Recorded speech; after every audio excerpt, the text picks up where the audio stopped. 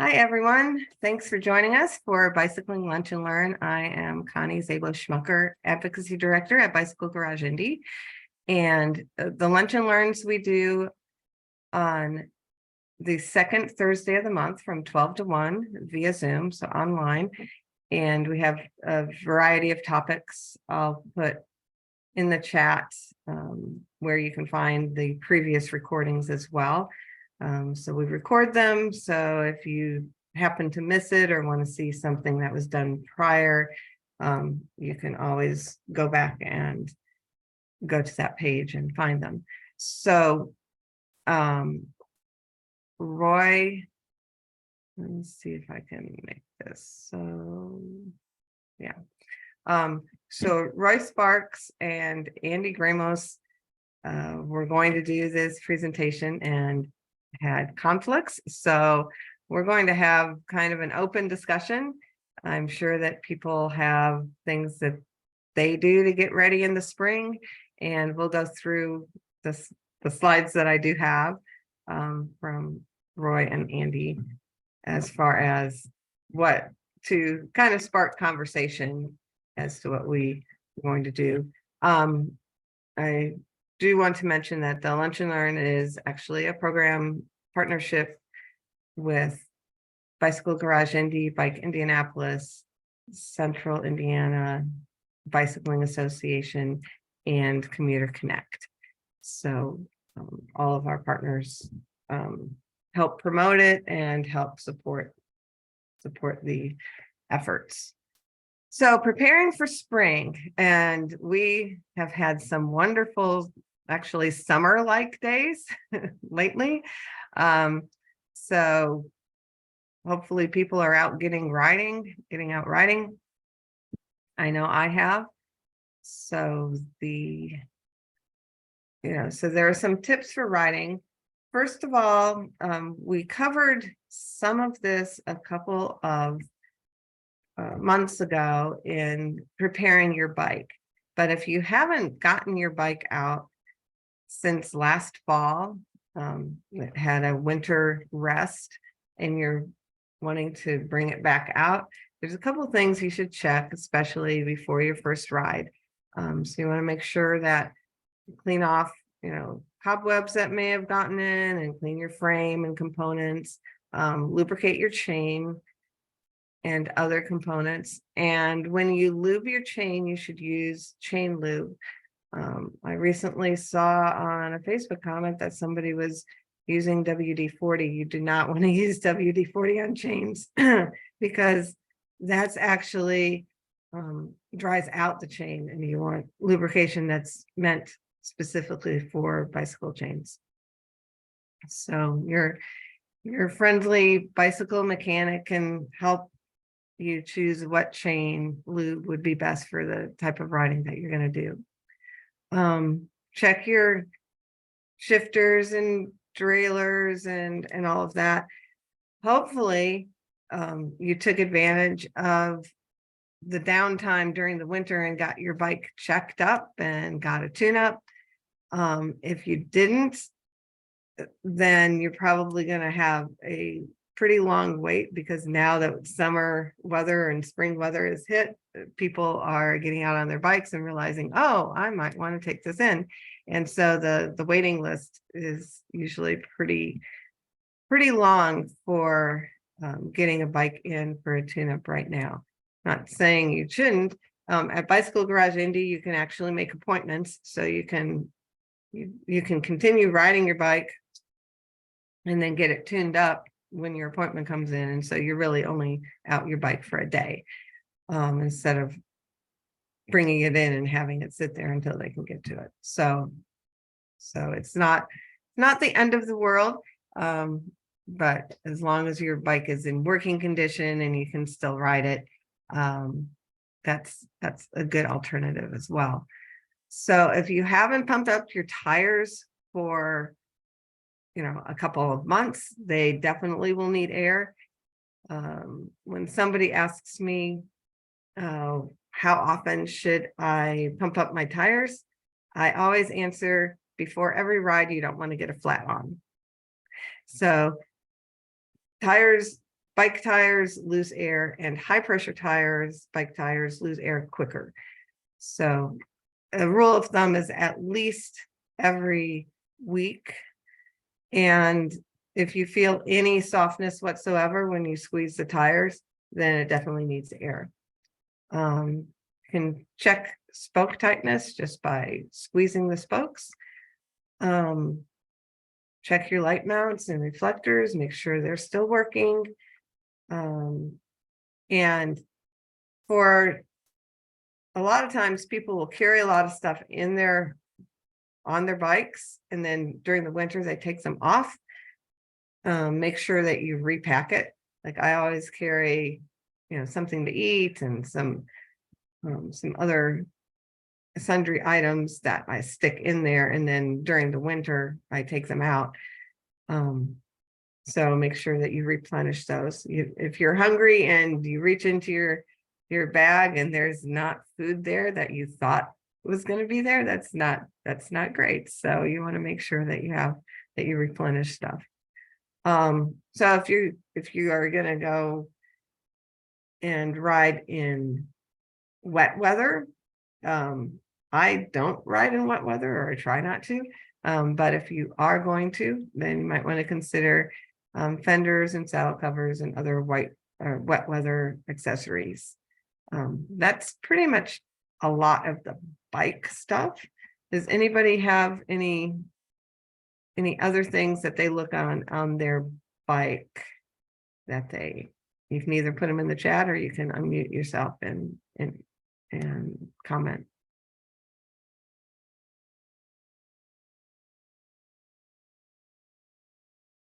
All right. Well, I will go on to the next slide, which is how to prepare as bicyclists. So if you haven't been riding for a while, if you've kept active over the winter, you'll probably be just fine getting out and riding. Maybe not quite the miles that you did at the end of the season last year, but you can definitely go out on your normal shorter rides to get started. So you want to start with shorter rides if you haven't been active, and just start building your endurance back up. And it's a lot more motivating and a lot more fun to cycle with others. So you can find other people to bike with. And we're going to have a program next month about finding people to ride with and the different rides that are going on. So you can look for that as well. There's a suggestion on this for consider weight training. That also helps your endurance and helps build muscles. So the other thing is, I think be engaged, head on swivel on this means that when you come up to intersections or when you're riding, make sure that you're aware of everything that's going on. So even if you're on a multi-use trail, or even especially if you're on a multi-use trail, you want to make sure that you're aware if you're passing people, or if you want to pass people, that there's not somebody else coming up behind you to pass. This coming Saturday is Celebrate Trails Day, National Celebrate Trails Day. So there potentially will be a lot of people on the trails, but also encourage people to get out on the trails and explore them. There are some trails that have gotten expanded since last fall, and other trails that are getting expanded. So it's a great time of year to check some of those out as well. And then check your helmet. If you haven't replaced your helmet for 3 or 4 years, the recommendation is to get a new helmet. The foam and the materials of a helmet deteriorate over time, and so it's not going to be as protecting to your head the older it gets. So you want to make sure that you check for any, if it dropped, if you had a crash with your helmet and your helmet hit the ground, replace it. But if it's just old, you still probably need to replace it if it's 3 to 4 years old. clothing is always a little tricky for me. It's like I get amnesia over the winter and I forget what clothes I should wear at different temperatures. And with the swings of temperatures that we've had this week, like we've had highs in the 40s and then highs in the 80s, and what do you wear? So there's changing conditions, and also making sure that you are covering your skin when it's below 60, and also that you can peel, that you dress in layers, so as it does warm up, that you can take different clothes off. So I've gotten to the point where I have like different layers, and I have some saddlebags that I'll put my extra clothes in as I need to. I have a neck gaiter, I have a wool headband, and I have mitts and gloves, and I wear wool underneath my jersey, and then a windbreaker type thing on top of that, and then I wear wool tights. And so that's what I'll wear down to like 40. When it gets about 50 or 60, I'll start taking off some of those layers, and when it gets down to up to 80, then I'm just in jerseys and shorts. So it really depends on your tolerance for cold, what temperatures, what clothing you need for your temperatures. So does anybody have any questions or any suggestions of what clothing they wear, or what they've done to getting started in riding this spring?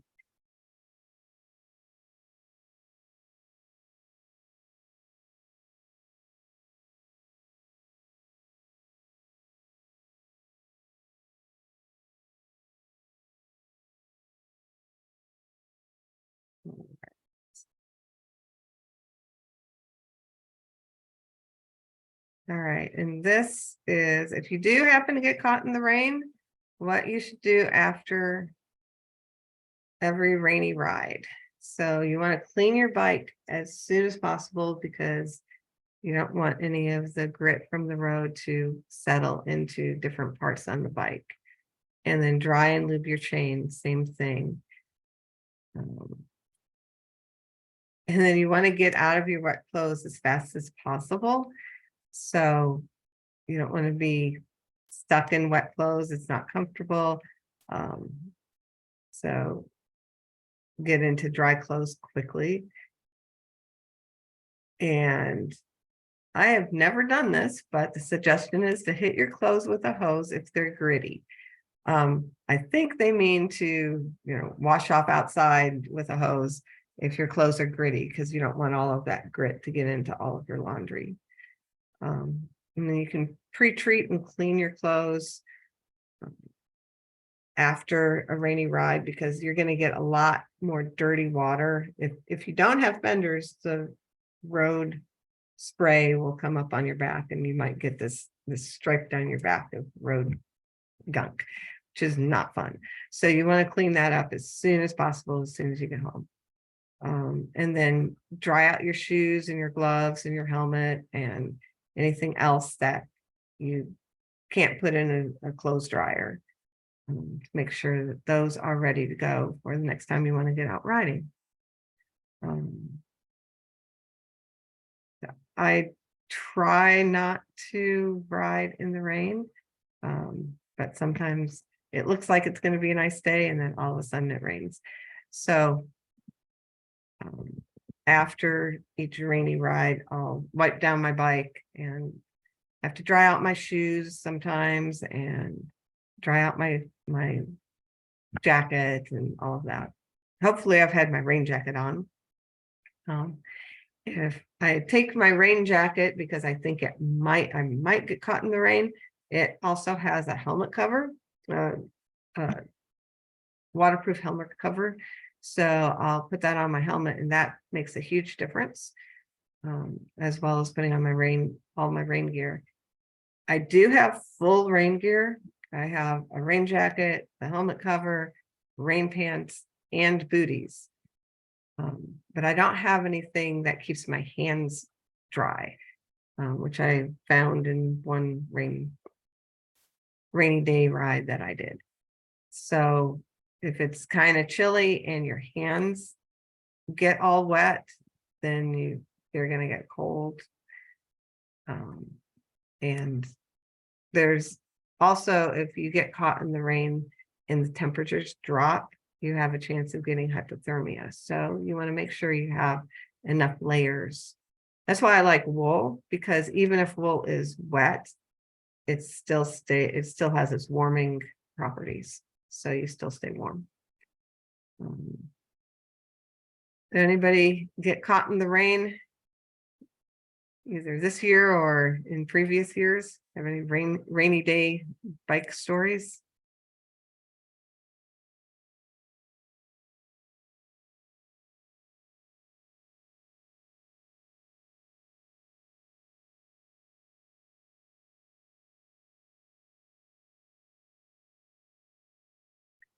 Okay, I think those are the only slides that Roy and Andy gave me. Let me double check. Yep, that's it.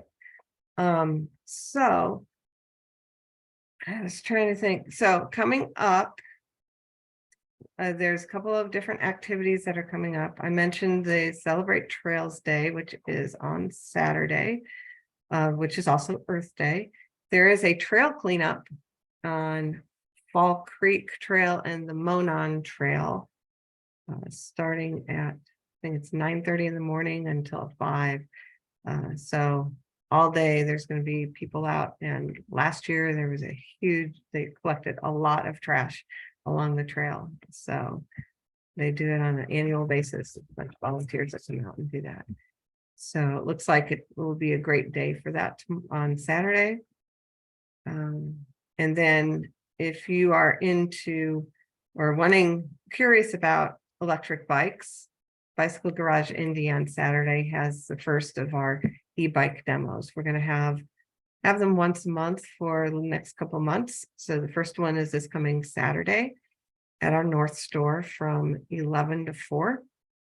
So if you're curious and haven't checked out an electric bike before or haven't ridden one, come on out and sign in and test ride as many of the bikes that we've got up there as you want. Next month is National Bike Month for May, and there's also Bike to Work Day, which is on May 19th, Friday, May 19th. So there will be some different bike rides going from different various parts of the city to downtown Indianapolis. I know that the Fall Creek Flyers will leave from the northeast side. There's a group that is leaving from Bicycle Garage Indy North. And there's also one of our mechanics, Tony Shiralis is leading one from Broad Ripple. I'm not sure how many others. Commuter Connect and Bike Indianapolis are coordinating that. So you can go to bikeindianapolis.org site to find out more information about where the rides are, as well as if you want to lead a ride from your area of town to get to downtown. So in the past, the rides have all converged either on Monument Circle or City Market. This year, for the first time, they will be at Luger Plaza, which is on the south side of the City County building. So if you ride down on your own on Bike to Work Day, that's where you'll be able to find everyone, is in Luger Plaza, which is kind of exciting. It's a really nice space. Trying to think what other activities are going on in May. That's all I know of at this point. Anybody have any questions?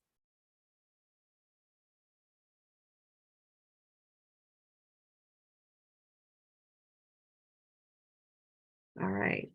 Well, this will be kind of a shorter lunch and learn, but that's all right. And hopefully you can join us next month. I think we'll be having some presentations about, let's see, in May, about different writing groups and groups you can write with. Oh, the other thing I was going to mention is on the 27th of April, Commuter Connect is having their bike buddy guide training. So if you go to Commuter Connect, I think it's commuterconnect.org, you should be able to find information if you are interested in being a bike buddy. That's someone who basically takes a newer bicyclist under their wing and shows them a commuting route or ways to get around by bike. And you do, your commitment is 3 or 4 rides, but some people have enjoyed getting to know their bike buddies so much that they're still, after a year, continuing to ride together. So it's kind of it's a really neat program. Bike Indianapolis. If you go to bikeindianapolis.org, you'll also be able to find information about that. So thank you very much for coming, and hopefully we'll see you next month.